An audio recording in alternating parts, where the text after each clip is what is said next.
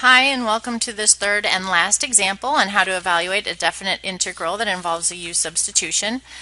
For this problem, we're going to take the integral from 0 to the square root of pi, isn't that nice, of x cosine x squared dx. Alright, again, always look to see if you recognize this integrand. What's the antiderivative? I don't know, probably sine something, maybe sine x squared, and then we've got some chain rule going on. In fact, that looks like it might be a good one. So let's go ahead and grab this x squared. If we let u equal x squared, we have our du equal to x dx, and we can go ahead and do our substitution because we've got the x dx right here. We need to put the 2 on the other side. So we're going to end up with 1/2 the integral of, and then we've got our du, and then we've got our cosine of u.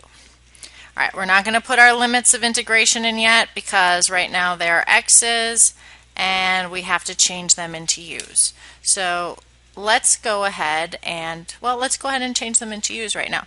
If we put in 0 for x, 0 squared is 0. If we put in the square root of pi for x, we have to square it, so we're just going to end up with pi. So that's actually pretty nice. The antiderivative of cosine is sine u. We have the 1/2 in front, and we're going to evaluate it from 0 to pi. So let's go ahead and work that out. Again, be careful with your arithmetic. When you solve this, you end up with 0. So let's go ahead and look at this function that we're integrating and see why that's the case.